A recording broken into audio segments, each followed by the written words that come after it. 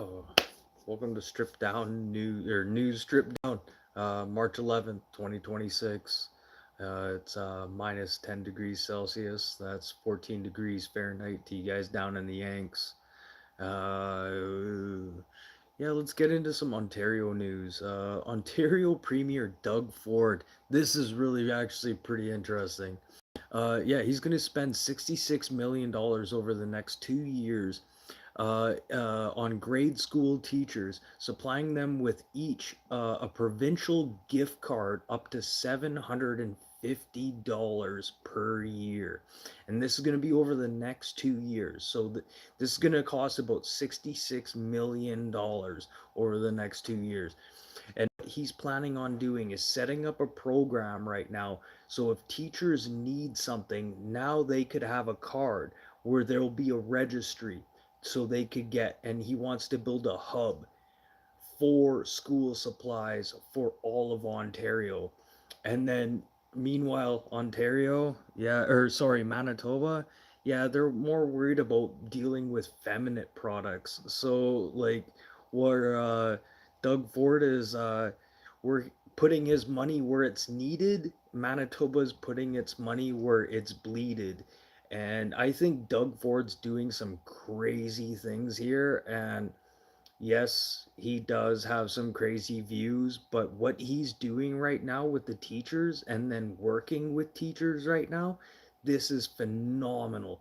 This is, yeah, see how this program works in Ontario, and let's start expanding that program throughout other provinces. I'd like to see how this is going to go, but this is phenomenal for Canadian teachers, and now they won't be having to pay out of their own pocket. A lot of teachers are sitting there struggling, trying to supply their own students with just simple pens, pieces of paper, booklets, things like that. And teachers pay this out of pocket. And for Doug Ford to do something like that, I don't care how much of his brother was a crackhead. And then over to Kuzma deal here. Canadian companies are pretty much preparing for like the review on possibility and changes on certain industries, including automobiles and digital industries. So really, they kind of want to keep all the grain market and all the free trade with the grain markets the same. But yeah, there are things that do need to be changed, especially in the automotive and digital industry. But you do have to like come from like Mexico's side here too, and they're gonna have some big complaints, and we're gonna have to deal with that at the end of the day when it comes to this Kuzma deal. But that's totally fine as long as and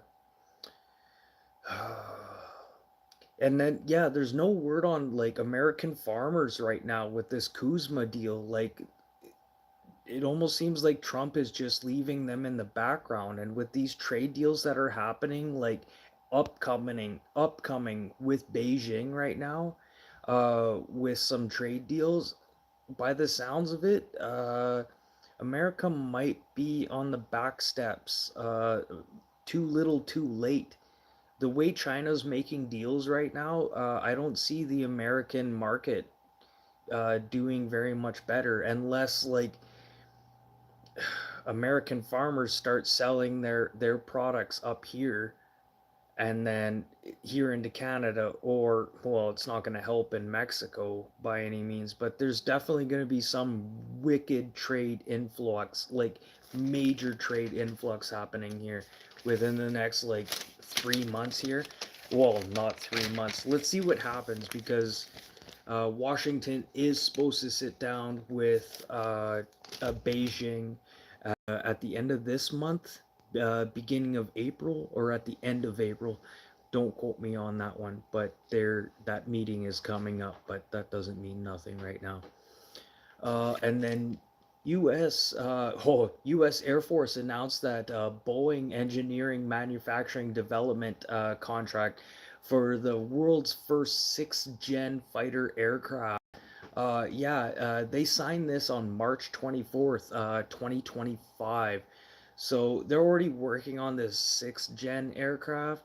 So any world leaders interested in these fifth gen aircraft? I don't know. I don't know. Like me as a Canadian, I'd rather go with the Griffins, something you could work on, blah blah blah, than something you need some software you to update. I'm just saying. I'm just saying. And then yeah, and then they're going to be working on new sensor fusion technology with their new sixth gen stealth technology. There's a higher stealth gen technology besides than what we know. Interesting. Is that a sales pitch? Is that a sales pitch? Because as far as I know, the stealth jets that are out there pretty stealthy, pretty stealthy. Like, what are they just gonna be invisible? Like, I'm just saying, what sixth gen stealth technology mean? Are they completely invisible, or are they flying saucers? Well, I'll leave that to the after show. And then over to the UK. Yeah. Okay, so sorry, not just the UK, Canada here. So I've been talking a lot about this Canadian submarine deal here between South Korea and Germany. Well, still there is no real definitive answer on who has got the deal on here. But now word has come out that what is it? Hanwha Ocean, who is a part of the major contract deal through South Korea, on part of this submarine deal. Well, Britain has a big share of this company apparently. So not only will South Korea be getting a piece of the pie, Britain and the UK will be getting a piece of the pie with this too. So just heads up, everyone. I don't know. It all comes down to what our Carney has to say. Da, da, da. And then Ori Solomon. Yeah, I'm gonna keep bringing this up. I'm sorry, you guys. I'm gonna keep bringing this up. Ori Solomon, that guy from Vegas with the biolab. His Airbnb disease. Yeah, he's still out on reconnaissance bail. Yeah, he's pled not guilty. Blah blah blah, and still, there was some accusations about his Chinese funding. Yeah, where his funds were coming from. So, hello. And then where's the results from the FBI on what they found in that property? Because some products they said were labeled pretty significant things. I'm not going to relay what they had found in there, but because I don't want to scare people. But yeah, they found some pretty significant things. And then for this guy to be out on bail, like even just labeling something like that, and then you find it in a freezer, yeah, I'd probably keep that guy in jail for a bit. And then the funds. Hello, anyone? And then Bill Stevenson. Bill Stevenson, hello? Hello, anyone? Bill Stevenson? Bueller? Bueller? Bill Stevenson, anyone? Jill Biden's ex-husband. He was married to Jill Biden from 1970 to 1975. He is still in custody under $2 million bail now, still hasn't been released on bail, hasn't come up with the funds. And then he is also pleaded not guilty on the murder charges of his former wife. Well, yes, former wife. I guess I could kill two birds with one stone on that. Boom, boom. And then Nancy Guthrie's case. Okay, sorry, I said I wasn't going to talk about stuff like this. Blah, blah, blah. Like, literally what I'm looking at right now, it comes down to an elder abuse case. Seen it a million times, blah, blah, blah. Worked in a care home, I know it. And yeah, it turns out, I swear, it's going to come out to an elder abuse case, and then somehow she's going to walk free. Why? Because she's a celebrity. And over to Nova Scotia about the two missing kids. Been missing since May 2nd, 2025. Right from day one, none of this case has made sense. Testimony of the disappearance of the two young kids and of some friends and family are really bringing up like certain questions and stuff. And just, if you've been following the case that's been happening in Nova Scotia, it doesn't make sense. The wife of the two missing kid, well, wife, woman, whatever you want to call her, common law, she disappeared right after, and right there from day one. And really, no one of the major family wanted to partake in looking for these two kids, besides like aunties and uncles, which is right there, very suspicious. But this is just coming up to be a bad scenario, and what it's coming down to, I, I don't want to say it, but you know what I'm saying. It comes down to the last people that seen them, and the last people that made the. But they're going back and saying that the RCMP didn't do an Amber Alert fast enough. So now they're going back and saying that the RCMP are at fault. No, by the way the evidence is flowing right now, you guys can look into the two missing kids in Nova Scotia yourself. I don't want to dig into a rabbit hole with that, but it is suspicious. And right there from the get go, I knew who did it. And I don't know why this case is going on any longer than what it is.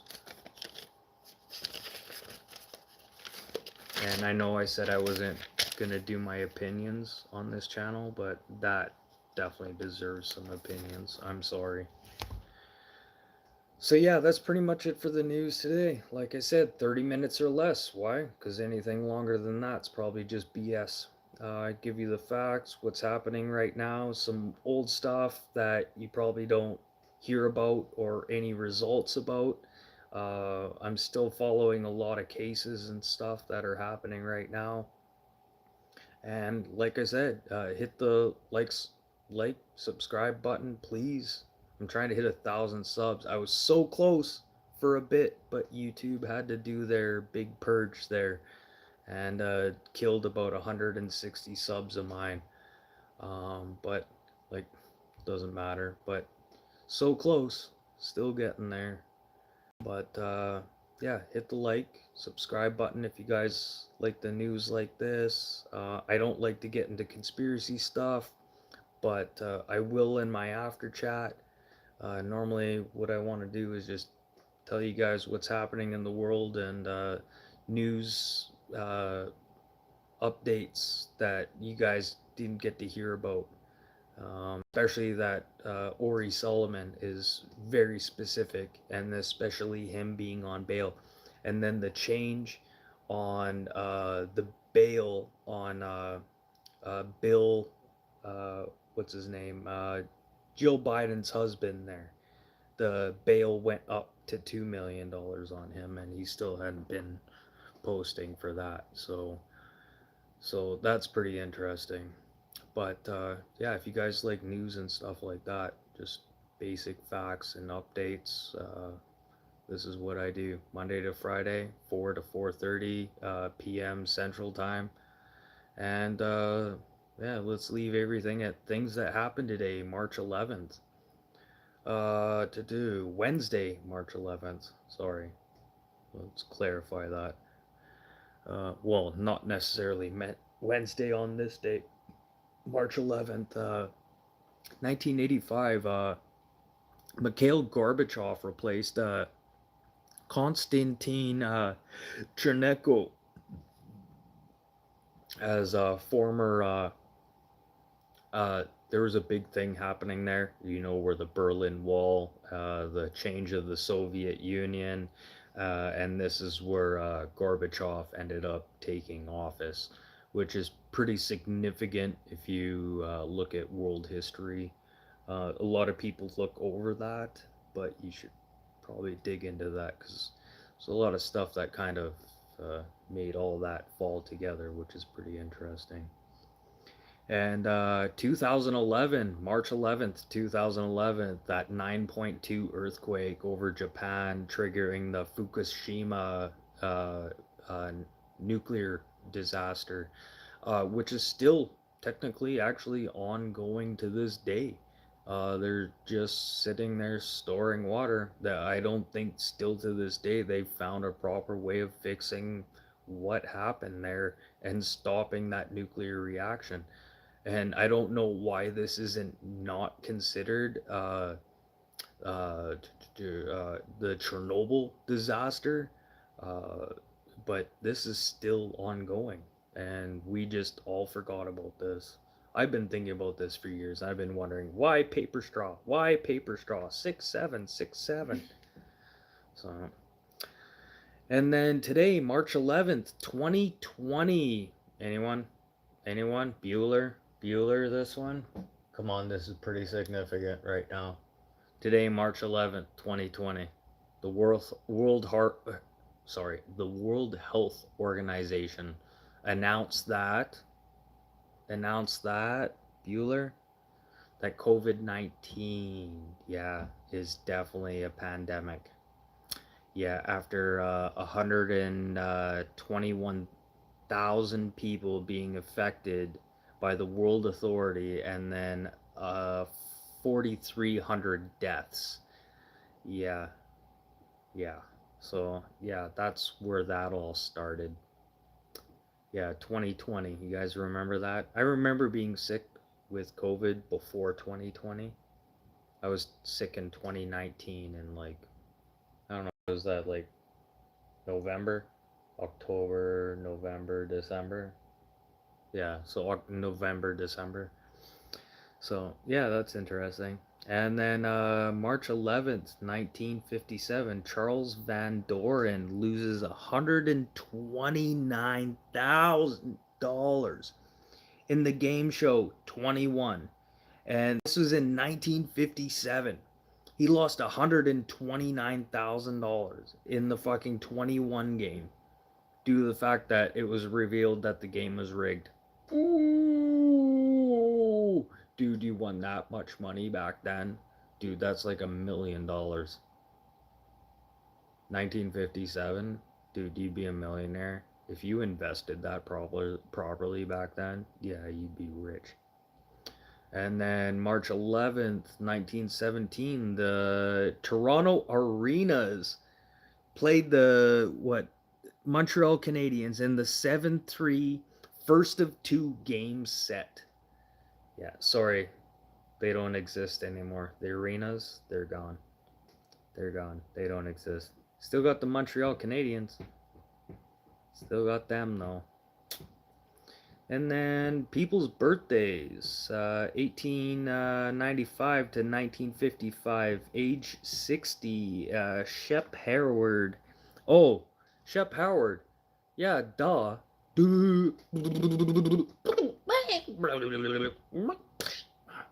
Yeah, he was Mo on Three Stooges. Yeah, yeah, Shep Howard. Yeah, died at the age of 60. I believe it was liver disease, if I remember my history right. He was a heavy drinker, heavy smoker.